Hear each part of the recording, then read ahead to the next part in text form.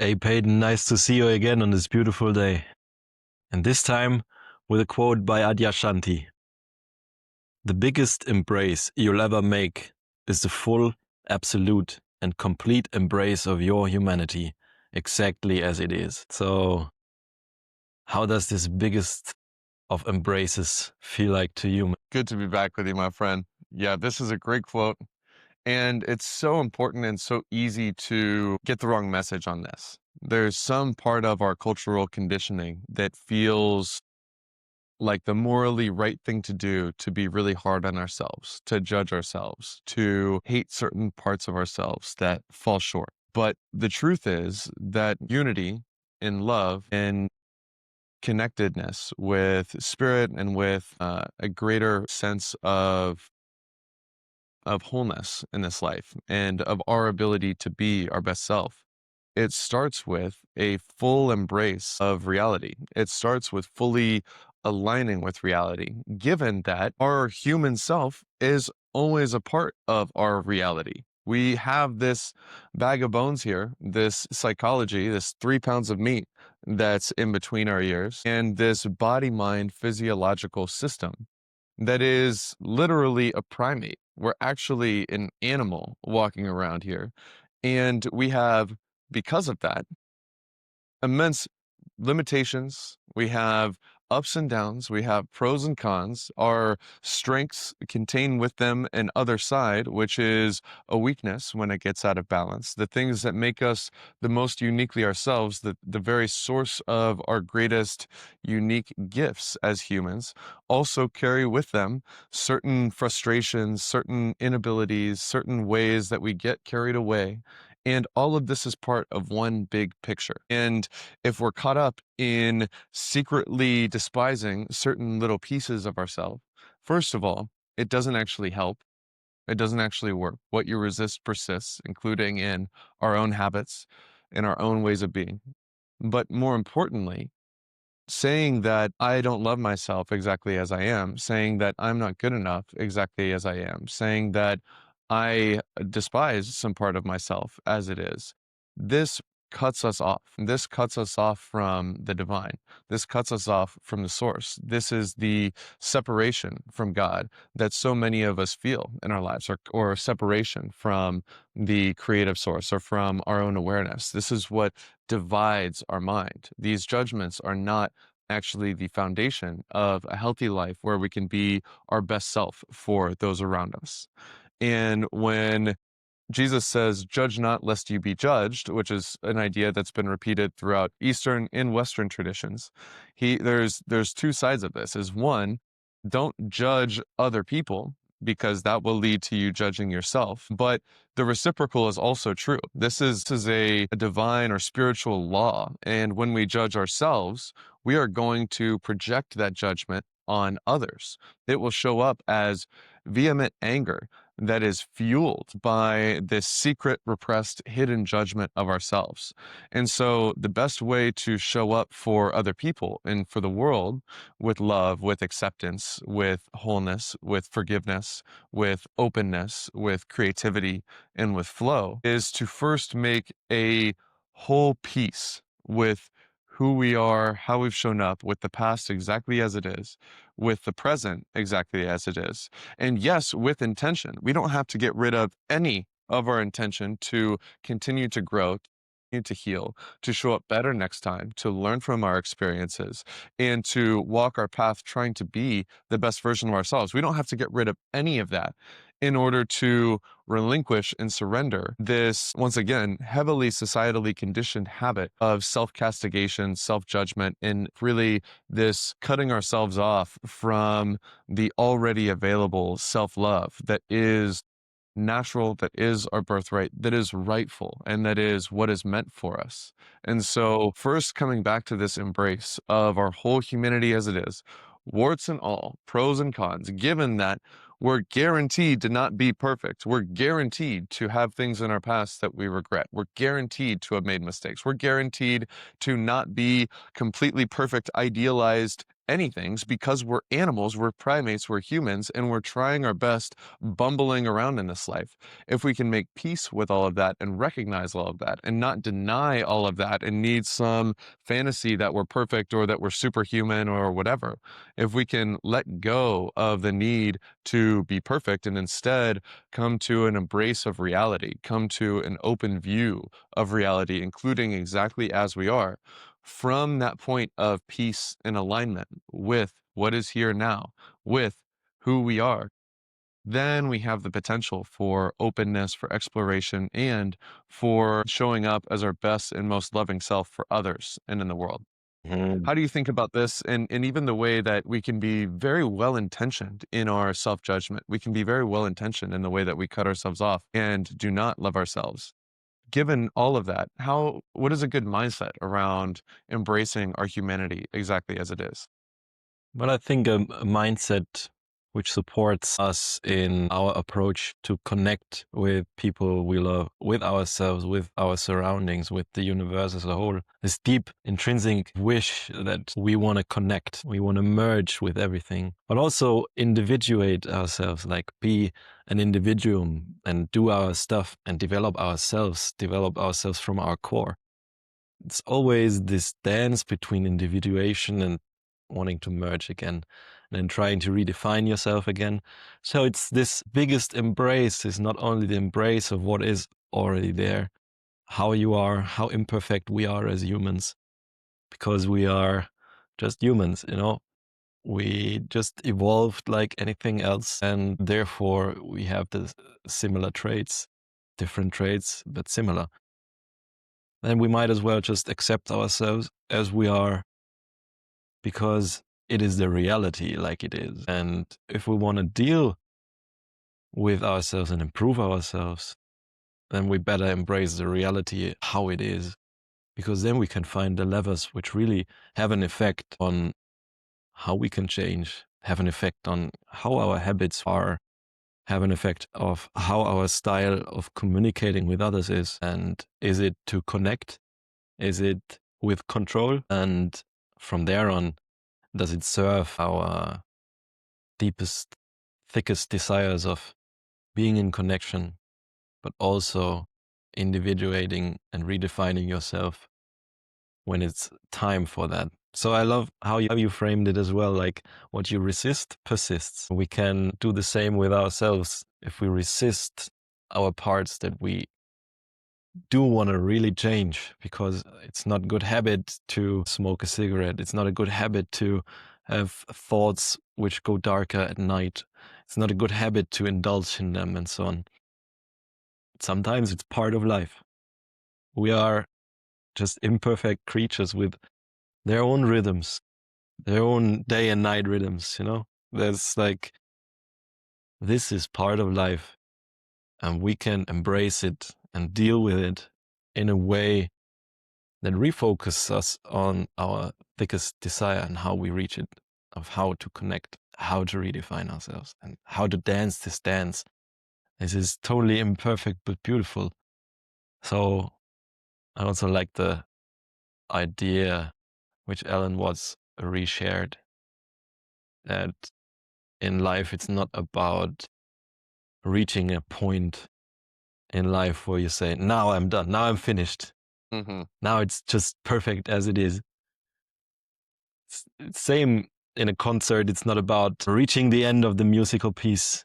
You go there to enjoy the dynamics of it. You go there to enjoy the harmony, the melody, and the rhythm, and dive deep into the feeling of being connected with the river of music. There's not one crashing chord, like you said.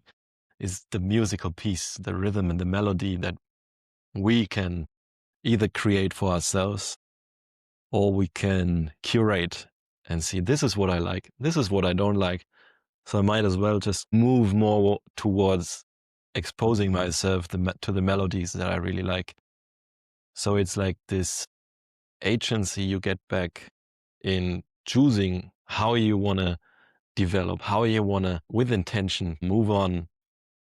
And the difference of having contempt for ourselves versus embracing ourselves, or are too much in love with the identity of ourselves, is like if we contempt ourselves, it's not really effective how we change, because we do it from a basis of there's a lack of something, and now we close the gap, but the gap is never really finished, so we are never really content. This is not a mode of being that I wish to be in for most of my life. So I want to choose to embrace my humanity to the fullest, to accept my shortcomings and shortfalls, but also celebrate things that I like, but not so much that I just celebrate myself to the point where it loses all contact with reality. So the goal is to be at ease and at peace with who and how you are. And from there on, be in this mode of acceptance. And from there on, try to move towards your vision of you, how you behave, how you bring yourself and your energy to others, how you present yourself to the world. So, in my opinion, this embrace, this complete embrace, is a way to say, I deal with the reality that I have right here, right now, try to make the best out of it. So I find this to be a healthy mindset, not to have disgust or only elation, but to be as you are and at peace with who you are. How can we increase this likelihood of us finding ourselves in the state of peace with ourselves? Peyton.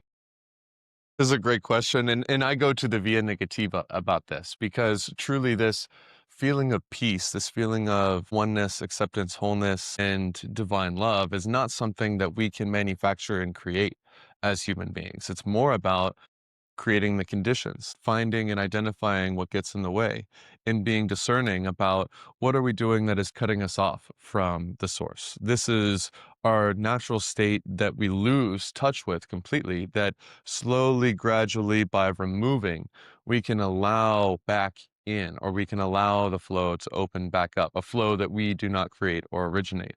And so what gets in the way? I talked earlier about how conditioning gets in the way. And this is so prevalent. If you look at our schools, if you look at the culture of parenting, and I don't know too much about how kids are raised in the East, but certainly in the West, there is this intense sin and separation and an inherent wrongness culture that tends to be baked into how people feel like they should talk toward children and help children understand themselves in the world. And there's two sides of that. I'm not condemning it as a whole, but we should recognize that our conditioning is actually setting us up in subconscious ways to judge ourselves and oppose ourselves. And so identifying this conditioning and recognizing that actually it is not a virtue to hate yourself. It is not a virtue to judge yourself endlessly. It is not a virtue to have a division and a lack of peace toward yourself, given that all of us are deeply imperfect. All of us have messed up and done things that we wish we could take back. And all of us have a ton of improvement, given that we're deeply, deeply, deeply imperfect and human. It is still not a virtue to hate ourselves for it, because it's reality. It's something that we shouldn't cut ourselves off and deny, but rather first look at, open ourselves to, and accept this is who we are. This is how we're created. This moment is non-negotiable. Everything in the present and the past is completely there. It is as it is. And so this first thing is you're completely perfect as you are, and you could use a little work. And also this recognition that judging ourselves is not good for anybody. Judging ourselves in a hateful way, or in a upset, I don't like myself, I don't love myself way, this form of judging ourselves is not good for anybody. Yes, we should see that we still have a lot of room for work, but we should approach that work with this mindset of first acceptance, then progress, growth, and learning. Otherwise, it's like we drive to a place and we realize we're not where we want to be, and we want to navigate in a different direction. When we hate ourselves while we're trying to grow and learn, it's like we're driving with the brake fully pressed down. Yeah. It's the most inefficient and struggly way to do it. If you actually want to move forward, drive with the gas on by not getting in your own way and dividing yourself and pitting yourself against yourself. It's horribly inefficient, and it oftentimes keeps us trapped, even while we believe that it's the right or virtuous thing to do to just castigate and berate ourselves and self-flagellate. It's not. We need to recognize, And this pattern is fine. We don't have to even judge our self-judgment or self-flagellate over our self-flagellation, which is very possible. And so even this, when we recognize it, accept, oh, hey, I've driven to this place of judging myself. I'm going to drive with the gas on and not the brakes on at the same time. And so we can go smoothly in alignment once we wake up and recognize, we make peace with where we're at, and we recognize I'm going to go in a different direction.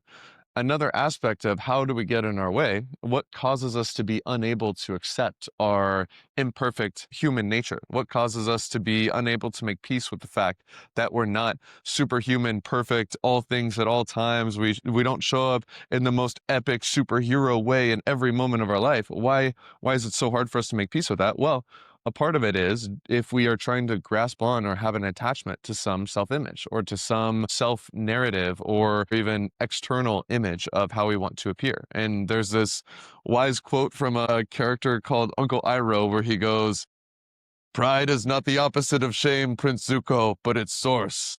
And it is true. If we are trying to cling on to a superhuman identity for ourselves, we won't be able to live up to this superhuman identity forever. We won't be able to cling on to being some epic superhero that always is perfect and always looks cool and always sounds smart and all of this stuff.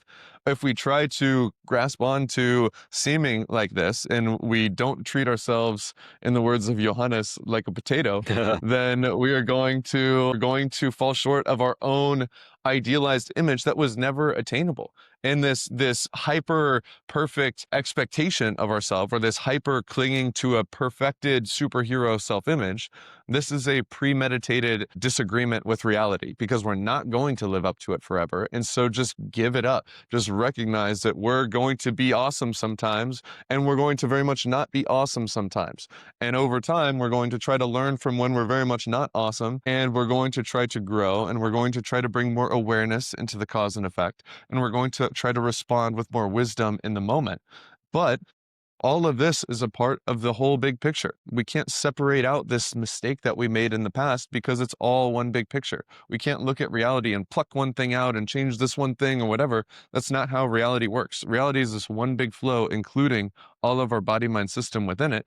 And it's all a part of our big journey. It's all a part of us learning, growing, recognizing, having more awareness, understanding the cause and effect, understanding what brings us into alignment and what divides us. And from this aspect or from this way of being, we can drive without our foot on the brakes. And then we actually are more empowered to become more righteous, more virtuous, more wise, and have a smoother ride because we're not under any delusions about what we are and are not. And from there, we can free fall into this feeling of forgiveness right now. And this is where I'd like to come back to, is that all of this self-love, this self-embrace, this self-acceptance, this doesn't have to be this big narrative or this big story or this future and past thing.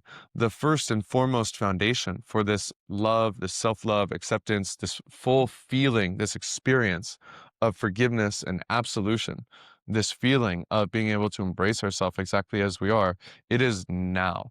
It is right now. Can we experience self-love for just a moment, just now? Can we experience the feeling of forgiveness just now?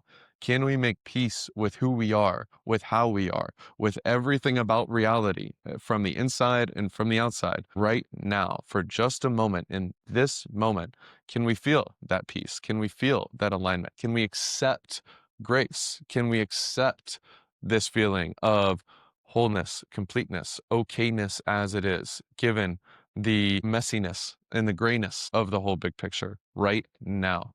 How do you think about the experience of this? How can this be something that we access in the present or when we're apart and we feel ourselves divided?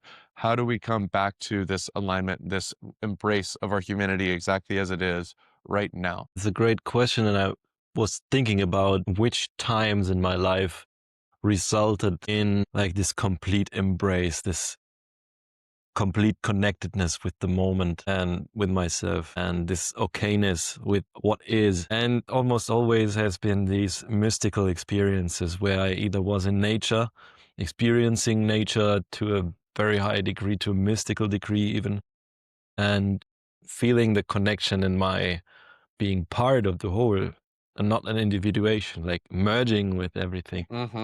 It's when you see a beautiful sunset that you wouldn't have thought to be able to see. And then you feel how lucky you are that you can see and you can feel, you can move to this place, which is so beautiful. And then kind of merging with this moment, resulting in a delusion of yourself, this egolessness, this death of your identification. Then there was this self-acceptance resulting from these kinds of experiences, which feels so powerful because any decision you make from that feeling as a base has much more power because you don't attach to an outcome. You don't attach to any kind of reaction, but you attach yourself only to what you feel is true for you. And you act in a much more powerful way after that because you are okay with who you are. You love yourself as you are. No judgment of others can diminish the fact that you have inherent value. It's like if you show pupils in the class a $50 note, says, who wants it? Everybody raises their hands. And you trample it on the ground. It's like crunched. You show it to the pupils, who wants it? Still everybody raises hands because it doesn't matter. It doesn't matter how crumbled you are or not. Your intrinsic value is still there. And if you want to see this value and then be okay with you, how you are, then nothing from the outside can dilute this value if you don't dilute it yourself. So it's this responsibility that gives it to us. We have to be good stewards of our value and don't undervalue ourselves. Don't overvalue ourselves, but bring ourselves into the world with our uniqueness, with our gifts, with our value, that we can be part of the whole and make the picture complete and fulfill the meaning that we have, that the world is expecting us to give it back to the world. So you can ask yourself, okay, not what can the world do for me, but what can I do for the world? What is the world expecting from me? And you have a complete different kind of pull towards expressing your uniqueness that has been given to you by your parents, by your genes, by the environment you grew up in, by the values you uncovered, by the core of your being, which you discovered through experimenting in the world, through like trying to play guitar, trying to paint something, trying to like express yourself through doing business, whatever it is, trying to connect with people, whatever it is a complete embrace of yourself. And if you do it from a position of you loving yourself, making it more likely through exposing yourself to mystical experiences, for example, beautiful nature, then you can develop more power, in my opinion, towards living a fuller life, which gives you more meaning. What it's reminding me of as well is that these patterns of thinking that we always discount our gifts and discount what we have to offer sometimes stems from the parents, how they treated you, how they taught you how to think. And sometimes you have to break free from the patterns. Sometimes your parents have been giving you a pattern which is really good in that regard as well. It's always dealing with what you have right now, seeing that everything which happened led to the place where you are right now, accepting that maybe it's not ideal, but taking on the responsibility that you can now deal with it however you are, whoever you are, and embrace yourself completely. And from the place of self-love, you are much more powerful. How do you think Yes. about that? Yes.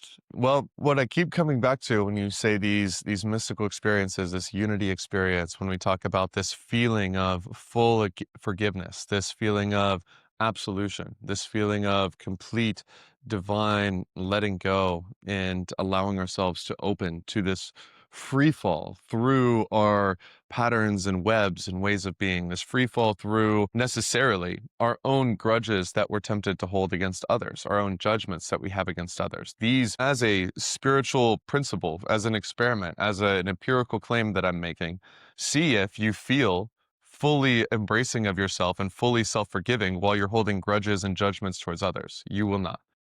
Fully letting go of all of our judgments as a whole system, as a whole way of being, and dropping back, once again, in the now, necessarily right now, not in the future, not in the past, right now, we can feel this whole surrender of this whole system of pushing and pulling and needing things to be different, resisting reality, disagreeing with the way that the divine is unfolding and presenting this moment right here, right now, with all of our humanity right in it.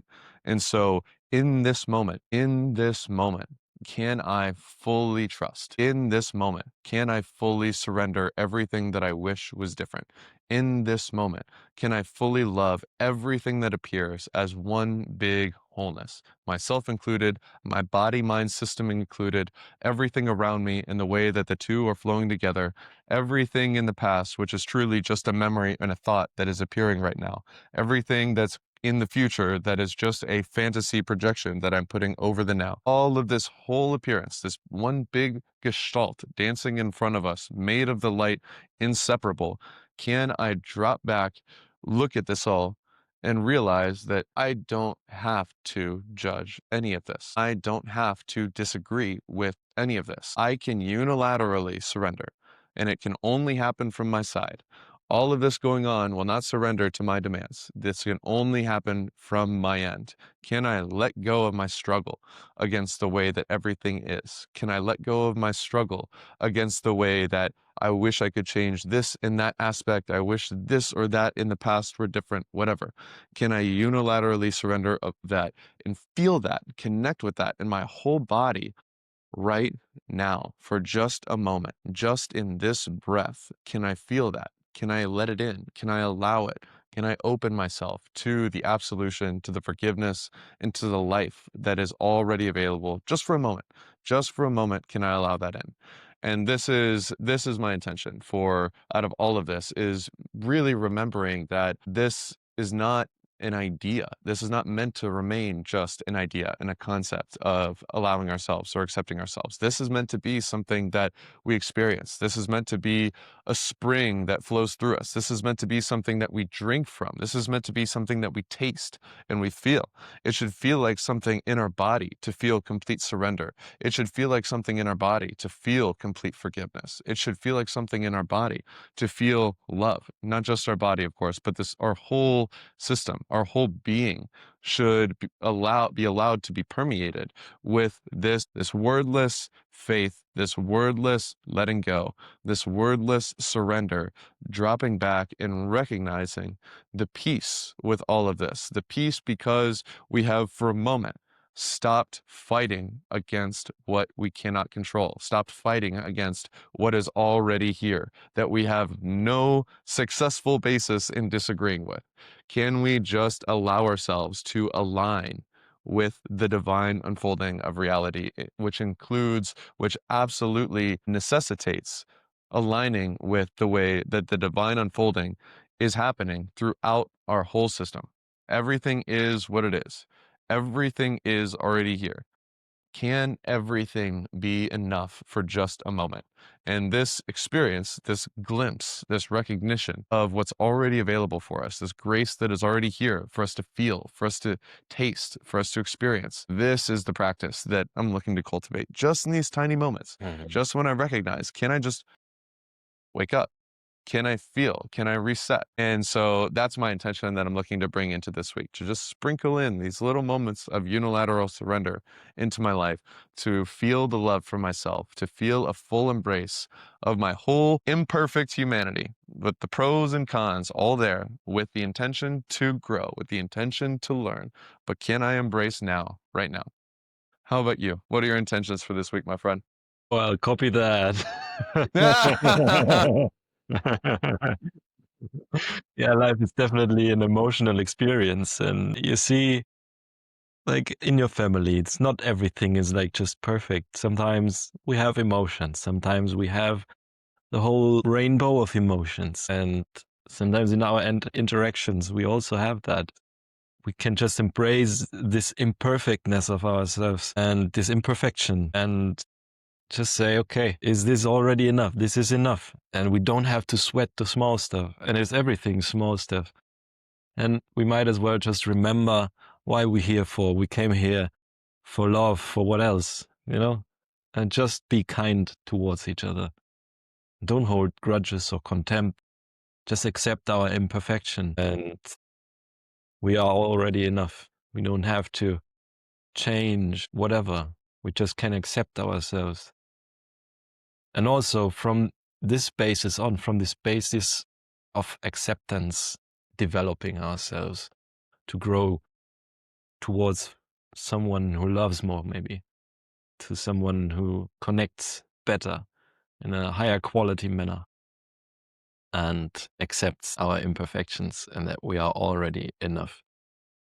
So thank you Beautiful very thoughts. much for this Thank you, my conversation, friend. man. Really enjoyed the conversation. I will talk to you on the next one, brother. Talk to you soon. Appreciate you, man. Likewise. Bye-bye. Bye.